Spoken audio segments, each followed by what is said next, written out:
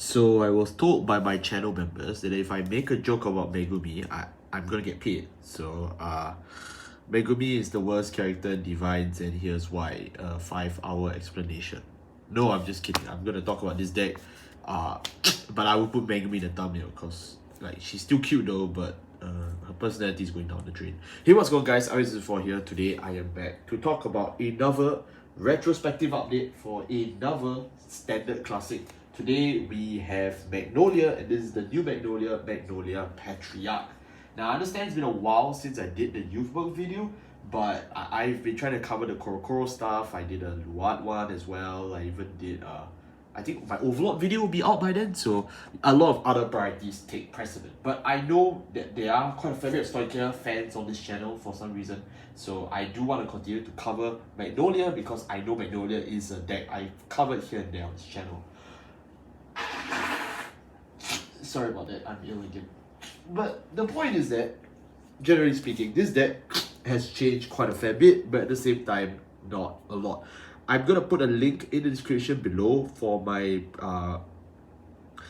previous Magnolia Elder deck profile back in DZBTO1. A lot of the cards from that wave of Magnolia support matter in this set. Okay, so if you don't know anything about Magnolia DivineZ so far, please, I beg you, just check that one. For the previous one, it gives you a huge advantage to help you catch up on all the previous support that Magnolia Elder has had. This is not a Magnolia Elder deck profile though, so if you want, you should please check out that video.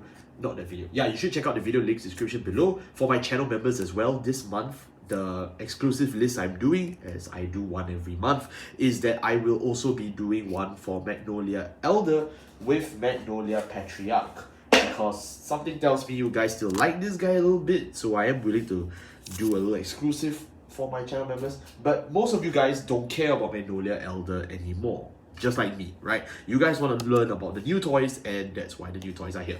I still think this is a pretty decent deck profile to talk about, and I've had some fun playing this deck as well as playing against it, even at competitive setting. So I did want to dedicate today's slot to talk about it. Now, as I mentioned just now, the premise of today's video is very simple. This is going to be a deck strictly focused around Magnolia Patriarch. And the good news for Magnolia Patriarch video is that a lot of his new cards in DZBTO8, actually I would go all out to say that every card in DZBTO8 for Magnolia is playable out of the box, which is a huge news for most old standard players, because most standard players know the tradition is take the foils from your playset and burn all the commons and rares. I say no. I say for Magnolia this time, you may actually need to keep every one of them, because unlike the previous years of Sylvan Horned support where most of the double rares and lowers are pretty bad, I say this set is a complete change where everything gets a shine. Although I will not be able to feature every new card that Magnolia Patriarch has, I will be very open in saying you should consider all of them equally, right? This deck will focus on Magnolia Patriarch and the Great to Beatdown, so clearly you've already just told that there is a discrepancy for who you can and cannot keep, but everyone else on the table for this set in particular, you can consider, okay? So I know people ask about it because Magnolia players, just like Magnolia himself, they're quite learned, they want to learn more, they want to talk about it, discuss, debate, which is good. But this is only one of like the at least 5 ways to build Magnolia Patriarch, so I have to come out and be clean. I just can't cover all of them, okay? The right deck is going to be the same from DZBTO1, so I actually am not going to talk about them again. I'm just going to tell you to take a look at the link in the description below. This guy is still the same, top 3, call a grade 2 or lower. You can either build the rest or call one. This guy can toolbox a grade 3 or an order from your drop zone back from the drop zone when ruled upon by Magnolia. In this version of the deck though, we only have one target, and that's Magnolia Patriarch. This tells you that I'm building it very aggressively because everyone else is not. So again, this is my personal preference because Magnolia Patriarch is following its original roots of Magnolia being a Persona Right based deck. If you do not open Persona Right, you lose the game. So the idea is that you just hard mulligan for Magnolia Patriarch and just let God do the rest. You can play the Gradius Gradiel, the Persona Right card Regalis piece in this deck. I think that's a good idea for the 4th copy. I'm not doing that because I need all the slots for aggression.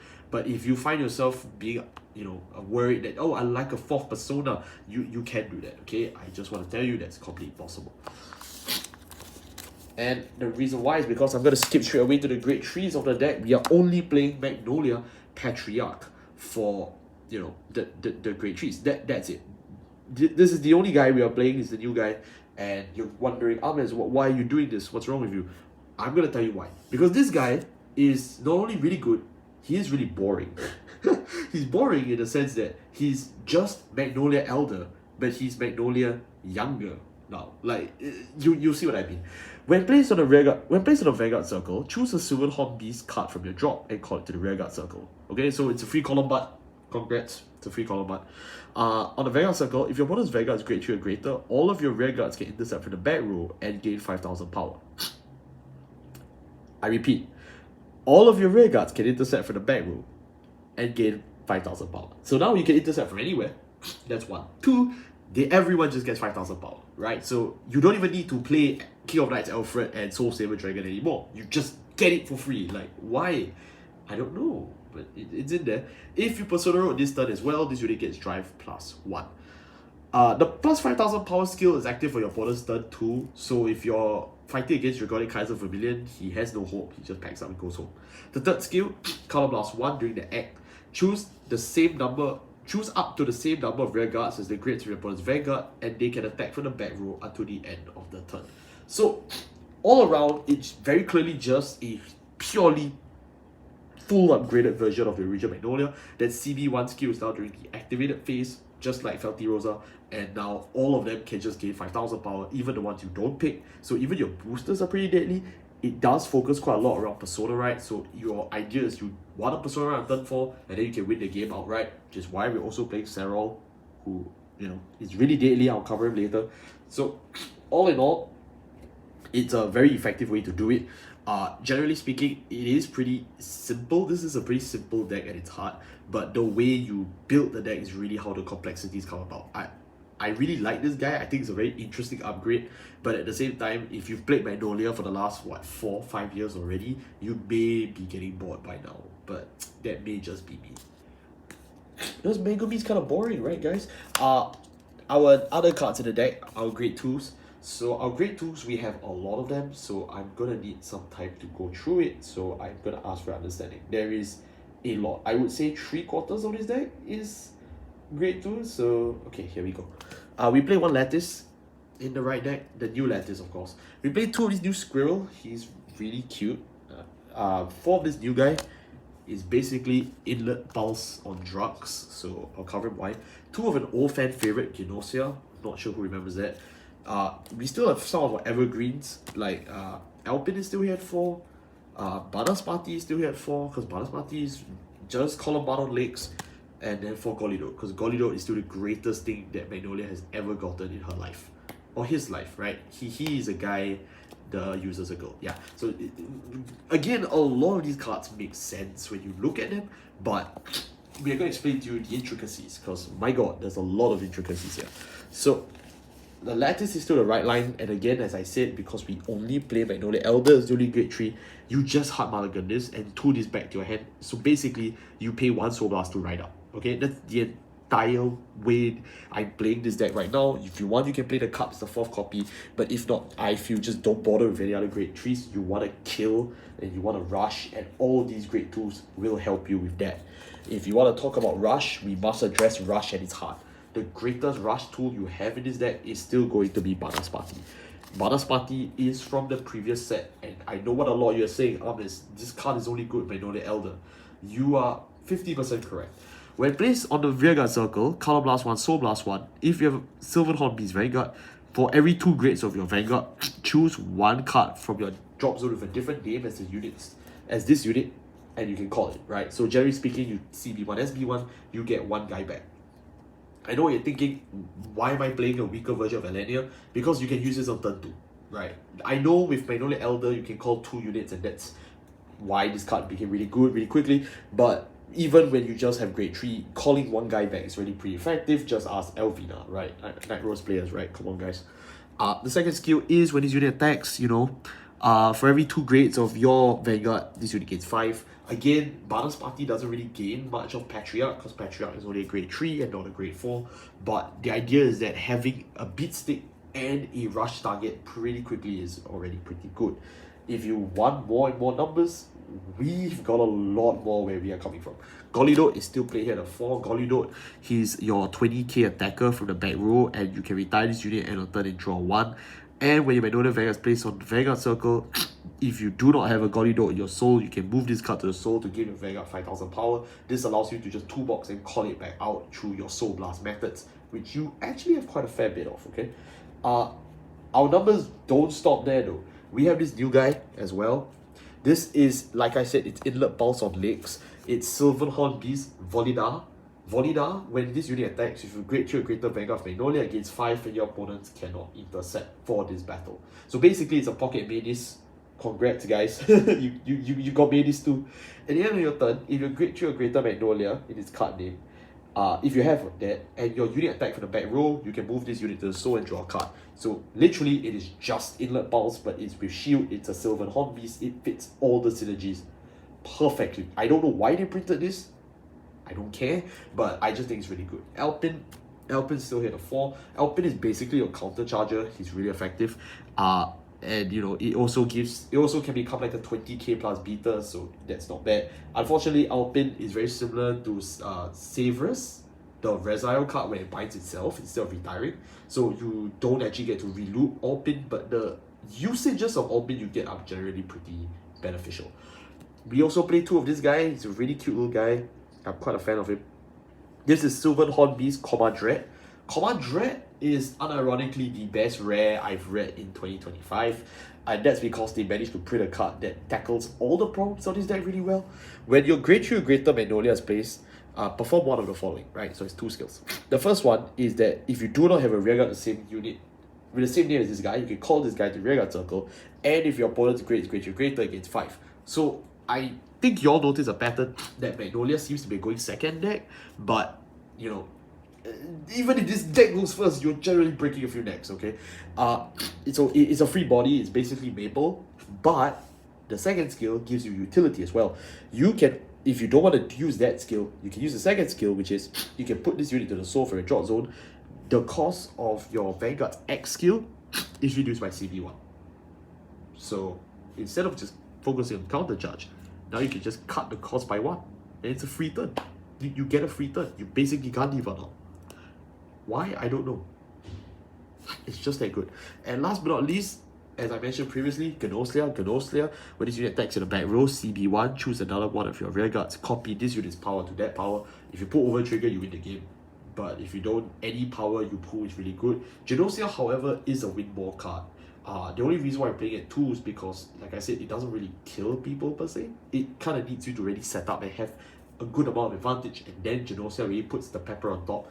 There are people who pick other finishers for this deck, like Bovine Blast, Gabrek, etc, etc. I picked Magnolia because I feel that we have enough Counter Blast to utilize that we can toolbox it off. If you're already on a large damage input where you've taken a lot of damage in the previous turn from stuff like Pasagra, you generally can just swing back with something like Magnolia, and it's the least consequential resource because Soul is not that easy to come across, although not too hard. And for example, Bovine Blast is only a 5k, right? So you don't get that confirmed kill. But Magnolia is using a resource that comes pretty liberally. So I'm totally okay with using it. Wow, I never thought I'd get through that section, huh? Our grade 1s, we are still playing this guy.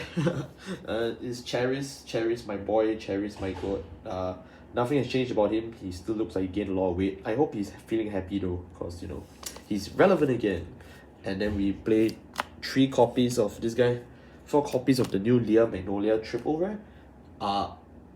Insane card. I'm sorry if Magnolia players can't get this on time because they're competing with Leonon Sims, which there are a lot of, but you actually do need this card, I feel. And then for perfect guards, we're not playing Sanctitude. If you want to, you can, but I'm just electing not to for this version. I already talked about Cherries before, so not much to talk about here. Serral's a pretty easy one to talk about. For Serral, he is just on place on rearguard circle. From the hand, thank God. Soul Blast 1, look at the top 5 cards of your deck. Choose a Magnolia card or Leonon card from. No, this one, just choose Magnolia. Yeah, just choose a Magnolia card and then you can put it into your hand. The idea is very simple. You just search for this guy. Yeah, it's not a Leonon searcher. I'm sorry, I misread the text with this guy. And then the second skill is that when you Persona Right, your Persona Right effect applies to the back row as well. So as someone who is a lifelong Graham Grace enthusiast, I sincerely hope you take my advice when I tell you Persona Right, the back row is good. Okay, because like you've seen the amount of power this guy gets, you're gonna get even more.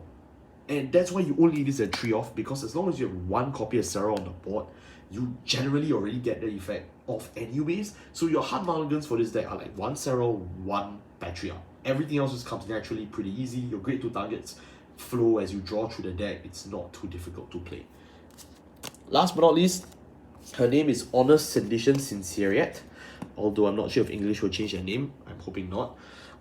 When discarded from your hand during your right phase, choose a Leonon or Magnolia Grade 3 card from your right deck and reveal it. If you reveal the card, or if you already have a Grade 3 or greater Vanguard of Leonon or Magnolia, Soul Blast 1 or EB3 and draw a card. So again, this is just a gun cycler for them, but it's also a Soul Blast 1 cycler like Margaret. And generally, you will pick the Soul Blast 1 option. If you want, you can also pick the EB3 option if you want. It's up to you. Determine on which part of the game you're at. So very flexible way to cycle draws, although it's not a Sylvan Horned Beast, so it is pretty bad. But you can just use it cycle draws pretty easy, and you can save the cards in your hand for the rush. And then the second skill, it gets better. If you have a Grade 3 or greater Vanguard with Leonon or Magnolia's name, and if your opponent's Grade 3 or greater, you can tuck this guy to the bottom of your deck. So hello V Negrobone. Choose one of your rear guards and that unit's power becomes 15,000. If you Persona Right, it becomes 20,000 instead. So I know what you're wondering, why does changing power matter when I have so much numbers in this deck? Is there any guy in this deck who cares about the original power of my cards? Can I just ignore that?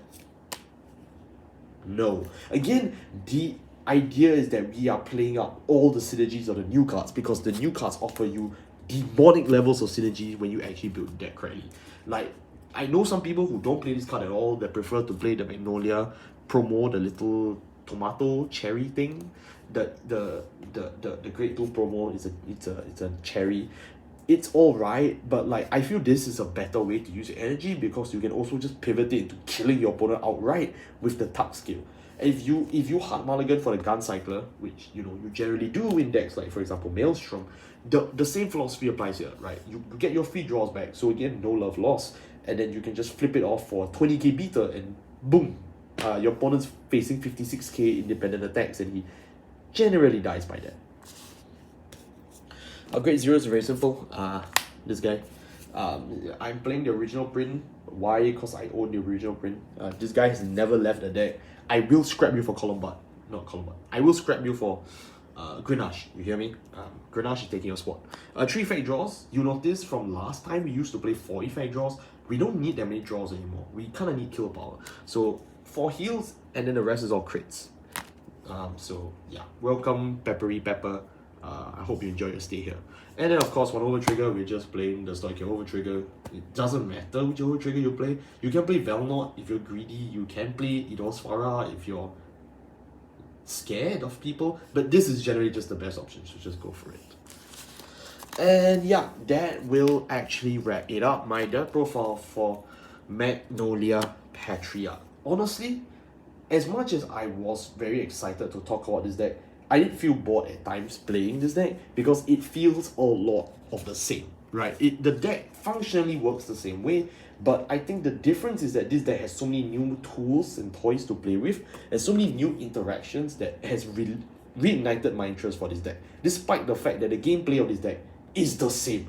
I don't know how they managed to do this in the same set where they made Youthberg just become I piss on the Vanguard Circle and win, but I mean, okay, if the Bushiroad DivineZ team has somehow decided to go extremely bipolar, on one end we're making interesting new ways to play the same strategy, and one end, oh, my Vanguard's place I win. I mean, that's fine, but like you also have weird cases in the middle where you see stuff like Wirabel Dragon, Alfred, and you go, what were the designers thinking? Frankly, I'm just really glad Magnolia players will have Magnolia Patriarch, because this is frankly a very interesting deck to play that can last them for many more years to come, just like Magnolia Elder.